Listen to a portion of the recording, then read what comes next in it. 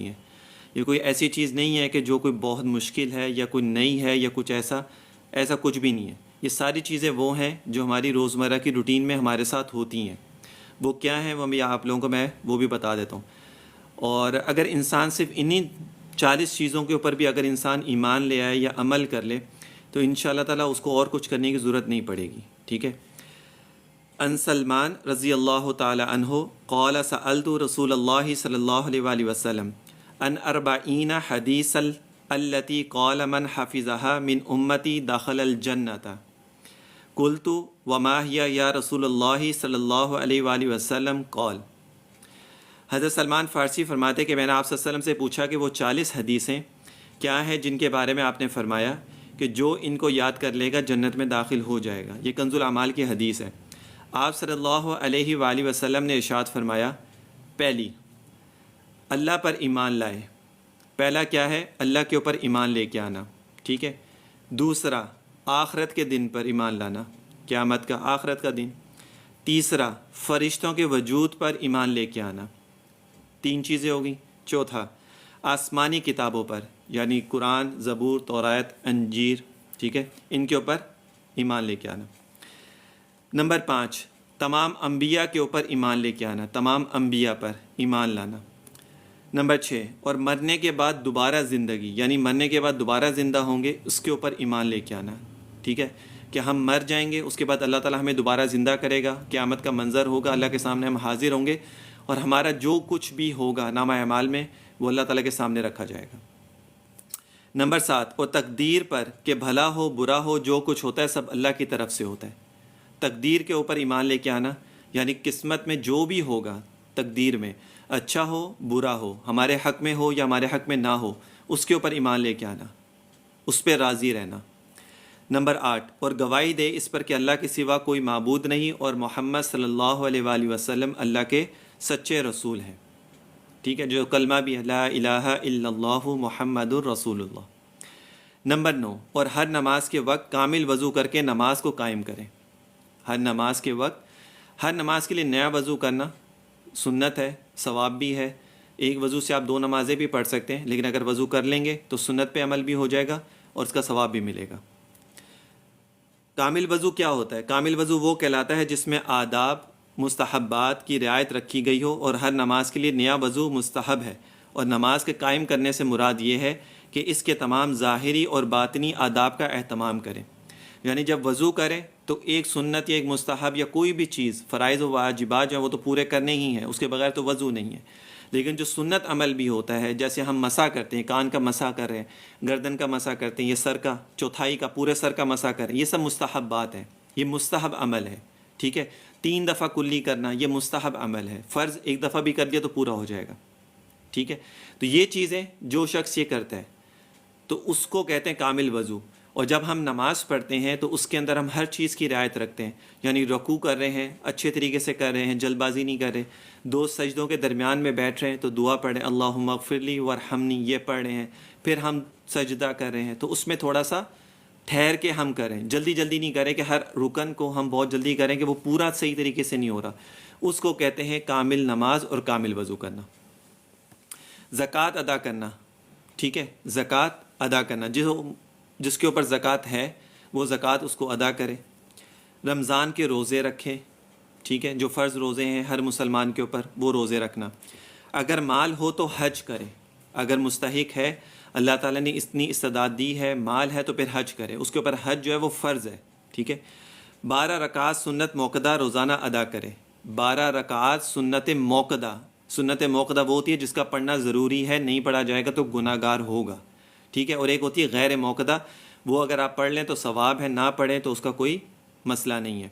اب وہ کون سی 12 رکعتیں ہیں؟ صبح سے پہلے 2 رکعت یعنی فجر کی 2 سنتیں، ظہر سے قبل 4 رکعت یعنی ظہر کے فرض سے پہلے 4 رکعت، ظہر کے بعد 2 رکعت، مغرب کے بعد 2 رکعت اور عشاء کے بعد 2 رکعت۔ یہ ساری وہ سنتیں ہیں جو موقدہ ہیں، جس کا پڑھنا ضروری ہے۔ نمبر 14 وطر کسی رات میں نہ چھوڑے، وطر واجب ہے، اگر چھوڑے گا تو گناہ گار ہوگا۔ اس کا میں نے آپ کو لوگوں کو بتایا کہ سنت عمل وطر پڑھنے کا جو آپ صلی اللہ علیہ وسلم کی جو ترتیب تھی وہ تھی تہجد میں، آپ تہجد میں پڑھتے تھے وطر کی نماز کو، پہلے آپ وطر پڑھتے تھے، پھر آپ اس کے بعد تہجد کی نماز پڑھتے تھے. لیکن اگر کسی کو یہ شک ہو کہ میں تہجد میں اٹھ نہیں سکوں گا، میرے لیے مشکل ہوگا، تو پھر وہ عشاء کی نماز کے فوراً بعد وطر پڑھ لے، پھر اس کو چھوڑے نہ.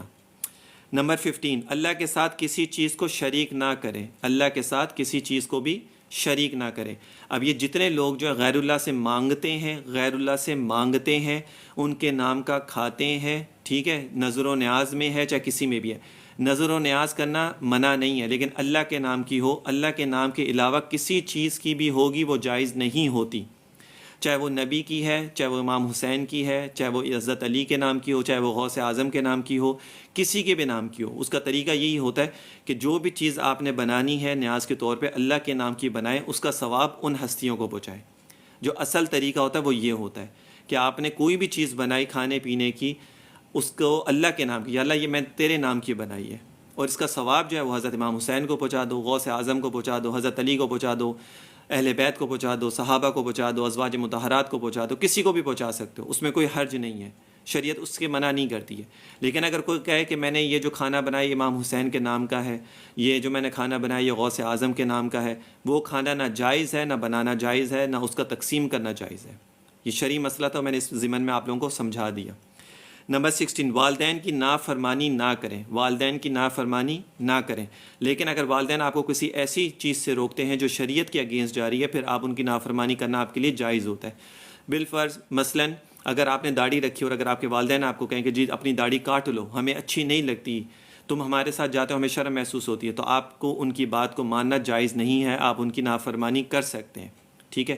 دوسری بات یہ کہ اگر آپ کی بیوی ہے اور وہ کہتے ہیں کہ جی آپ اپنی بیوی کو چھوڑ دو، ٹھیک ہے، اپنی بیوی کو چھوڑ دو، تو وہ آپ کے لیے جائز نہیں ہے، ان کی بات کو ماننا، آپ ان کی نافرمانی کر سکتے ہیں. اس طرح کے اور بہت سارے مسائل ہیں جس میں شریعت آپ کو اجازت دیتی ہے کہ آپ جو ہے ان کی نافرمانی کر سکتے ہیں.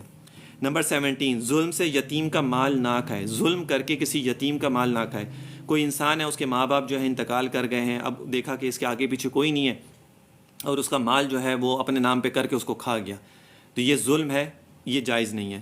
نمبر 18، شراب نہ پیے، الکوہل وغیرہ یوز نہ کرے. نمبر 19، زنا نہ کرے. نمبر 20، جھوٹی قسم نہ کھائے. جھوٹی قسم نہ کھائے. انسان کہتا ہے یار قسم، یہ آج کل ہمارا جو ہے نا ایک عام روٹین بن گئی ہے کہ ہم ہر بات یار قسم سے، تیری قسم میں یہ کر لوں گا، تیری وہ قسم میں یہ کر لوں گا نا. اب وہ ان کو یہ نہیں پتا ہوتا کہ یہ جو ہم کہتے ہیں نا قسم سے یہ میں کر لوں، وہ قسم اللہ کی قسم بن جاتی ہے. وہ قسم کا مطلب یہ نہیں ہوتا کہ وہ کہے گا نہیں میں نے تو اللہ کا نام ہی نہیں لیا. لیکن جب انسان یہ بولتا ہے کہ یار قسم سے میں یہ کام کروں گا، تو وہ اللہ کی قسم بنتی ہے. اور جب اللہ کی قسم بنتی ہے اور اگر اس کو پورا نہیں کیا تو پھر اس کے بعد کفارہ دینا پڑتا ہے، اور کفارے کے بغیر پھر اس کے لیے وہ گناہ گار بنے گا، اس کے لیے جائز نہیں ہوگا. نمبر 21، جھوٹی گواہی نہ دے. اور آج کل یہ ہمارے جو ہے نا بہت زیادہ عام ہو چکا ہے جھوٹی گواہی دینا. 2 پیسے دو، کہیں پر بھی گاؤں وغیرہ میں، شہروں میں قتل کا مسئلہ ہو یا کسی کا بھی مسئلہ ہو، وہاں پر جا کے جو ہے وہ جھوٹی گواہیاں دینے کے لیے بیٹھ جاتے ہیں. 2 پیسے لگاؤ، جھوٹی گواہیاں ہو جاتی ہیں. نمبر 22، خواہشات نفسانیہ پر عمل نہ کرے. نفس کے پیچھے نہ چلے. نفس انسان کو ہمیشہ اللہ تعالیٰ سے دور کرتا ہے، جو آپ کے اندر ہوتا ہے. نماز پڑھنے کا دل چاہ رہا ہے لیکن نفس کہہ رہا ہو یار بعد میں پڑھ لیں گے، کوئی بات نہیں، ابھی تو آفس سے آئے ہیں، ابھی تھکے ہوئے ہیں، تھوڑا سا ذرا ریسٹ کر لیتے پھر پڑھ لیتے ہیں. یہ چیزیں ہیں، ٹھیک ہے. اور اس طرح کی اور بہت ساری چیزیں جو نفس آپ کو کرنے پہ مجبور کرتا ہے اور جو اللہ کی نافرمانی ہوتی ہے، تو وہ چیزیں جائز نہیں ہیں. مسلمان بھائی کی غیبت نہ کرے. مسلمان بھائی کی غیبت نہ کرنا، کسی کی برائی نہ کرنا. اب وہ جیسا بھی ہے، اچھا ہے برا ہے، آپ کو شریعت نے اجازت نہیں دی کہ آپ اس کی جا کے برائیاں کریں. اب یہ بھی ہمارے اندر بڑی چیز ہوتی ہے کہ ہم جا کے جو ہے یہ بات کہتے ہو یار میں نے تو سچ ہی بولا ہے نا، اس کے اندر یہ چیز تھی آلریڈی، تو میں تو سچ ہی کہہ رہا ہوں نا، تو اس میں ایسا کون سا مسئلہ ہے. تو آپ کو شریعت نے نہیں کہا کہ آپ جا کے لوگوں کو سچ بتائیں، ٹھیک ہے. نمبر 24، عفیفہ عورت یا مرد کو تہمت نہ لگا. یعنی جو نیک مرد یا عورت ہو اس کے اوپر جھوٹی تہمت لگانا، یعنی اس کے اوپر جھوٹ باندھنا، تہمت لگانا کہ جی اس نے یہ کام کیا، جب تک آپ کو یقین نہ ہو کہ اس نے وہ کام کیا ہے یا نہیں کیا، اور پھر آپ اگر کہیں کہ یا نہیں اس نے تو یہ غلط کام کیا، یہ چیز جائز نہیں ہے.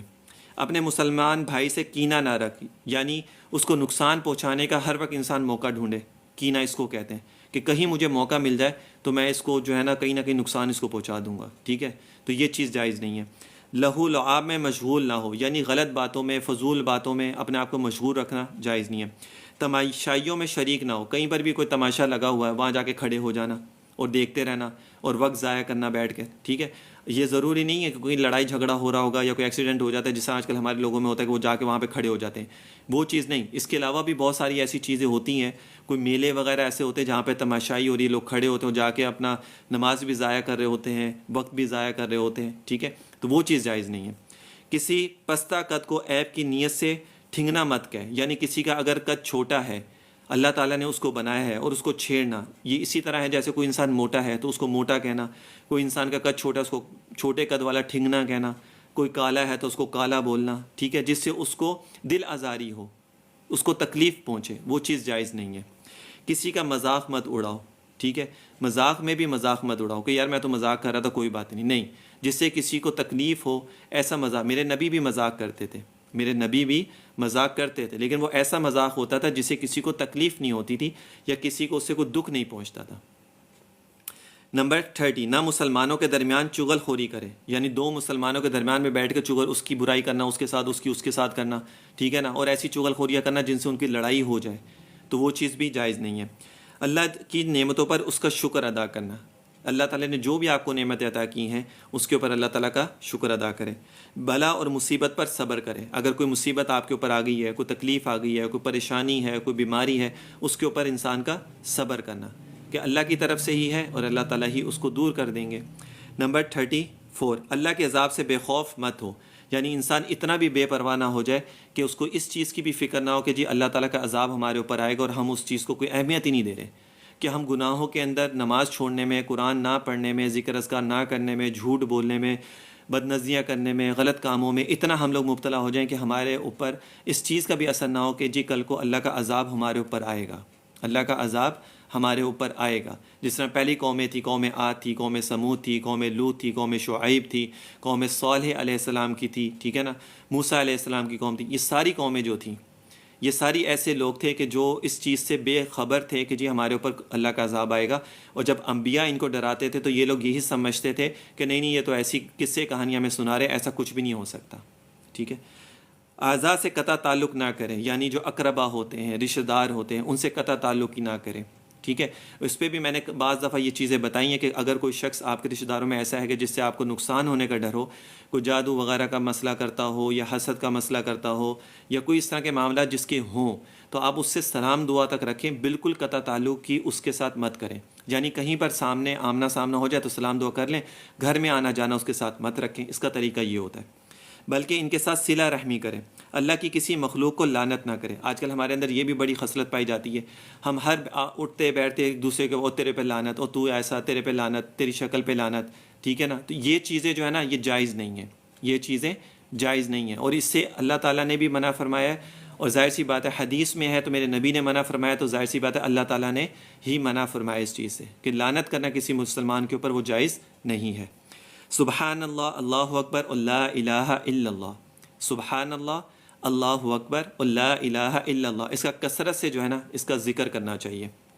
جمعے اور عیدین میں حاضری نہ چھوڑیں، یعنی جمعے کی نماز اور عیدین کی نماز. جمعے کی نماز تو پھر چلو مسلمان پڑھ لیتے ہیں، لیکن آج کل یہ بھی دیکھا جا رہا ہے کہ جمعے کی نماز میں بھی سستی کوتاہیاں ہوتی لوگوں کی، اور لوگوں کو پرواہ بھی نہیں ہوتی ہے. ایون کہ میں صبح یہ اب جیسے کل جمعہ ہے، میں نماز پڑھنے جاؤں گا، میرے گھر کے بالکل سامنے مارکیٹ ہے، پوری شاپس وغیرہ ہے، وہاں پر سب شاپس کھلی ہوتی ہیں، وہاں پہ لوگ سارے وہاں پہ بیٹھے ہوتے ہیں، کوئی کھا رہا ہوتا ہے، کوئی پی رہا ہوتا ہے، کوئی خرید و فروخت کر رہا ہوتا ہے، سب کچھ ہو رہا ہوتا ہے، لیکن ان کو یہ پرواہ نہیں ہوتی کہ جو جمعے کا وقت ہو گیا تو ہم جا کے جمعہ پڑھ لیں. اور اتنی آسانی سے لوگ جو ہیں وہ جمعے کی نماز چھوڑ دیتے ہیں، جس کی اتنی زیادہ فضیلت ہے.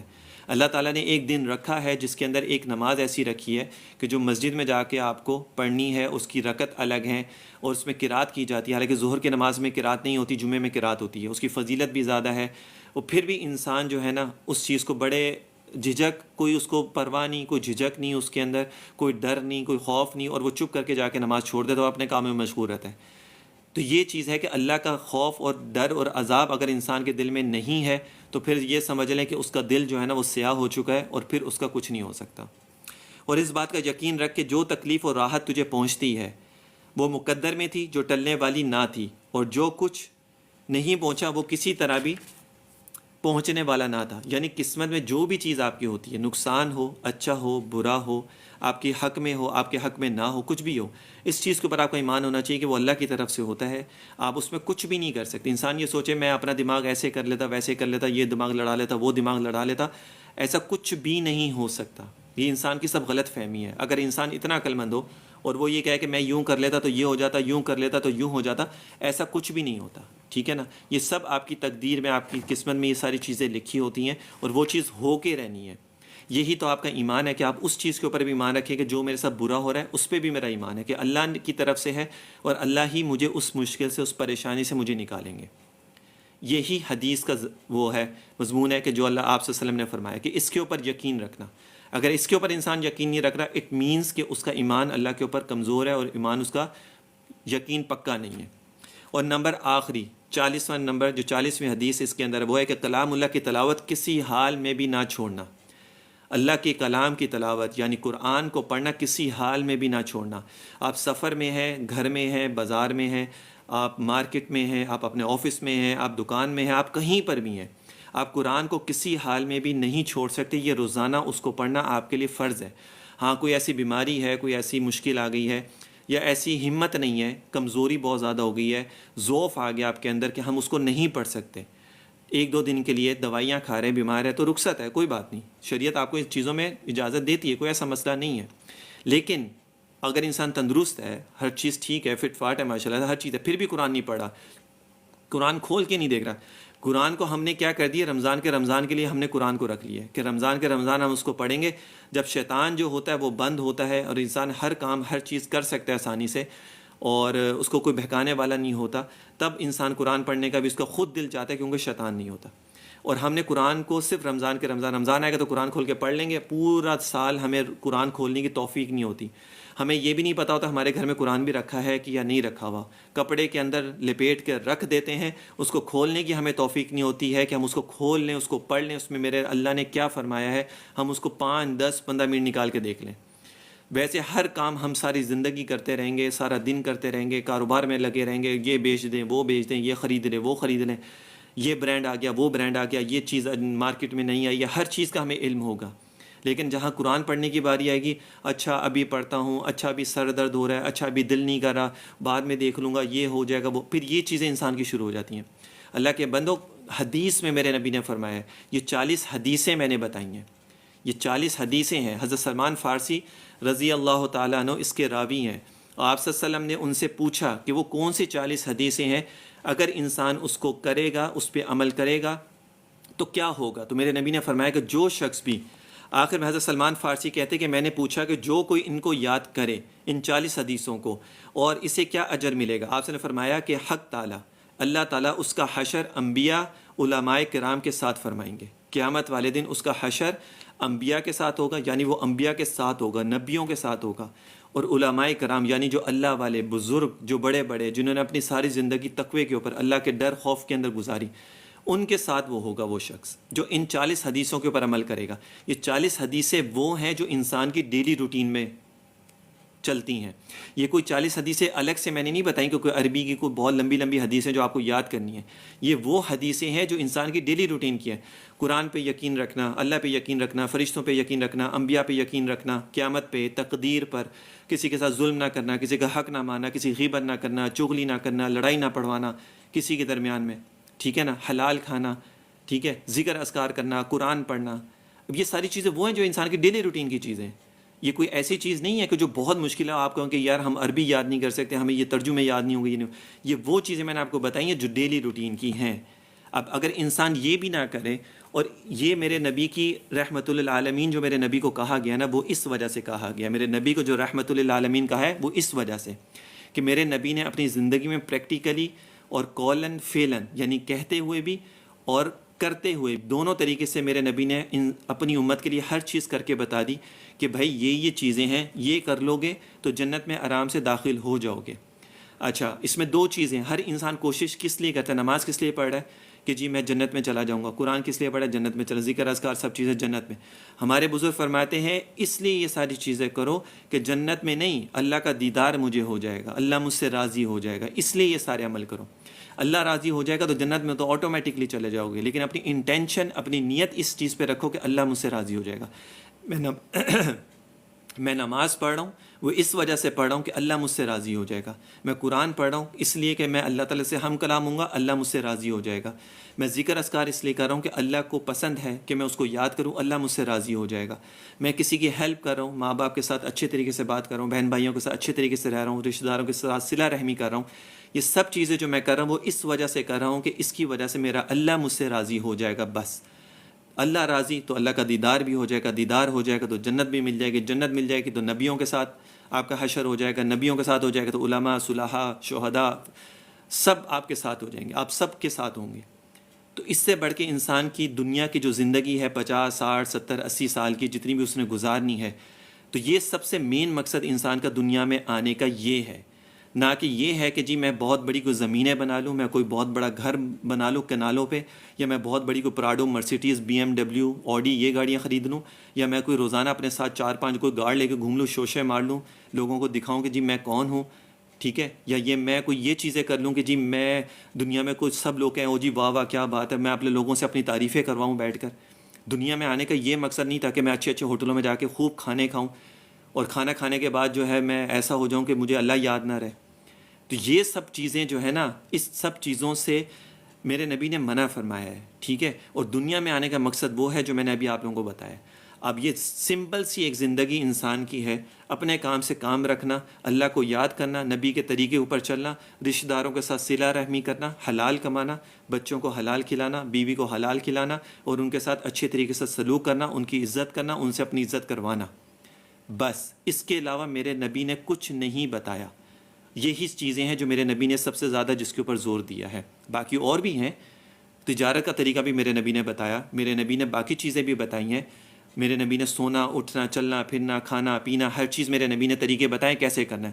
لیکن جو زیادہ ضروری چیزیں ہیں وہ یہ ہیں, حلال کمانا, صلہ رحمی کرنا, گھر والوں کے ساتھ اچھے طریقے سے رہنا, کسی کے ساتھ بدسلوکی نہ کرنا, کسی کو گالی نہ دینا, کسی کو برا نہ کہنا, کسی کو مار کٹائی نہ کرنا, کسی کے اوپر ہاتھ نہ اٹھانا. یہ سب چیزیں میرے نبی نے سکھائی ہیں. یہ 40 حدیثیں تھیں جو سب سے امپورٹنٹ ہے. جس نے اس کے اوپر عمل کیا انشاءاللہ تعالی اللہ تعالیٰ اس کو ضرور جنت میں داخل کریں گے. میرے نبی کے حدیث ہے اور میرے نبی کی حدیث کبھی غلط نہیں ہو سکتی ہے, اور جو میرے نبی کے حدیث کے اوپر عمل کرے گا انشاءاللہ تعالیٰ وہ دنیا میں بھی اس کے لیے کامیابی اور آخرت میں بھی اس کے لیے کامیابی ہے.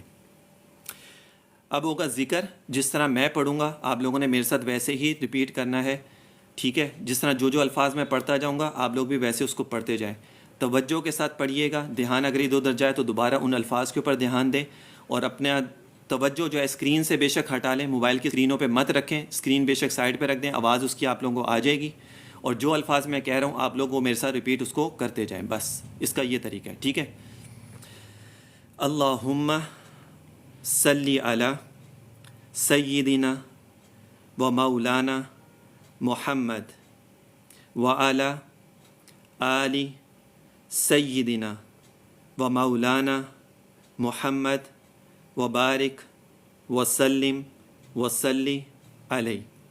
اللہم صلی علی سیدنا و مولانا محمد وعلی آل سیدنا و مولانا محمد وبارک وسلم وصلی علیہ.